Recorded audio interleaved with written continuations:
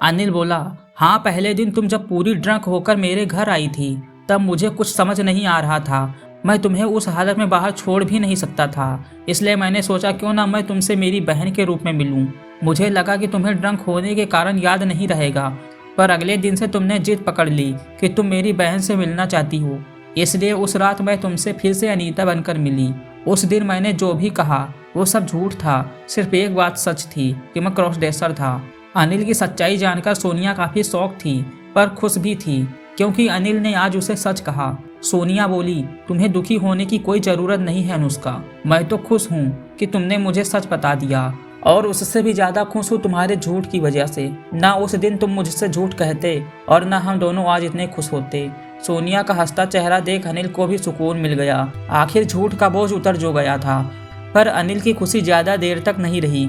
सोनिया ने कहा कि कुछ भी हो हम तुम्हारी बहन के घर कल ही जाएंगे, आखिर उसे भी तो दिखे कि उसका प्यारा भाई अब कैसा दिख रहा है। अनिल को तो एसी की ठंडी में भी पसीना आने लगा था।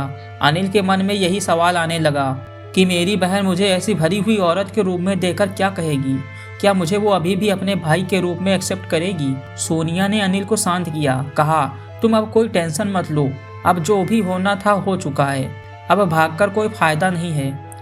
सोनिया की बातों से अनिल की धड़कनें थोड़ी कम हुई और उसी घबराहट में अनिल सोनिया को पूरी रात पकड़कर सो गई। अगली सुबह अनिल और सोनिया जल्दी तैयार हो गए, जरूरी सामान पैक करके गाड़ी में डाल दिया। दोपहर 12 बजे की ट्रेन थी। अनिल ने सोनिया के फोर्स करने पर लाल साड़ी पहनी थी, विदाउट स्लीव ब्लाउज अनिल के गोरे बदन पर काफ़ी अच्छा लग रहा था। सोनिया ने वाइट लेगिंग के साथ लाइट ग्रीन टॉप पहना था। सोनिया ने फर्स्ट क्लास टिकट बुक की थी, इसलिए दोनों आराम से शाम 5 बजे तक स्टेशन पहुंच गए। स्टेशन पहुंचकर उतरते ही अनिल की घबराहट से दिल की धड़कनें तेज होने लगी। वहां से टैक्सी लेकर सोनिया और अनिल बहन के घर तक करीब 7 बजे पहुंच गए। अनिल की बहन का अच्छा खासा फ्लैट था। शाम 7 बजने के कारण अंधेरा होने लगा था। अंधेरे का सहारा लेते हुए अनिल ने डरे हुए कदमों से अपने पैर अंकिता के घर की ओर डालने शुरू कर दिए। उस शांत एनवायरनमेंट में अनिल के कदमों की पायल और सैंडल्स की टिक टॉक करती आवाज़ गूंज रही थी। घबराहट के मारे अपनी पर्स को अपने दिल के करीब लाते वक्त अनिल के चूड़ियों की आवाज़ उसे और बेचैन कर रही थी। दरवाजे के पास आकर सोनिया ने बैग नीचे रख दिया और डोरबेल बजाई। 2 बार बेल बजाने पर घर के अंदर से आवाज़ आ गई, आ रही हूँ। आवाज़ सुनकर अनिल के हाथ पैर दोनों कांपने लगे, क्योंकि वो आवाज़ उसकी बहन अनीता की थी। दरवाज़ा खोलकर अनिल और सोनिया को देखकर अनीता थोड़ी कंफ्यूज हो गई। होती भी क्यों ना, बिना बताए 2 अनजान लड़कियां अगर आपके घर आ जाएं तो कोई भी सोच में पड़ जाएगा। सोनिया ने अनीता से कहा, जी मैं सोनिया हूँ, तुम्हारे भाई की बीवी। भाई की बीवी जानकर अनिल की बहन बेहद खुश हुई, पर उसकी आंखें किसी और को ढूंढ रही थी। सोनिया ने अनीता से पूछा, किसे देख रही हो? अनीता ने कहा, अनिल नहीं आया तुम्हारे साथ, वो कहाँ है? और ये तुम्हारे साथ लड़की कौन है?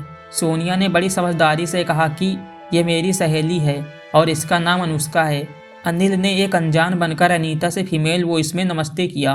अगर सोनिया ने उसी वक्त सच बता दिया होता तो सिचुएशन बिगड़ सकती थी। सोनिया ने उनसे कहा कि अनिल कल आएगा, उसे अर्जेंट काम आ गया, इसलिए वो हमें यहाँ छोड़कर चला गया। अनीता को सोनिया पर भरोसा हो गया और उसने दोनों को अंदर बुला लिया। दरवाज़ा बंद करने के बाद सोनिया ने अनीता से उसके पति के बारे में पूछ लिया। पति का नाम शिवम था। अनीता ने कहा कि आज उसके पति घर नहीं आएंगे, वो काम के सिलसिले में बाहर गए हैं और 3 दिन बाद ही घर लौटेंगे। शायद भगवान भी यही चाहता है कि बहन को भाई के बारे में पता चले, इसलिए शिवम भी घर पर नहीं था। तो दोस्तों कैसा लगा ये पार्ट कमेंट करके ज़रूर बताइए, और इस स्टोरी का अगला पार्ट सुनने के लिए हमारे चैनल को सब्सक्राइब कर लीजिए। Thanks for watching.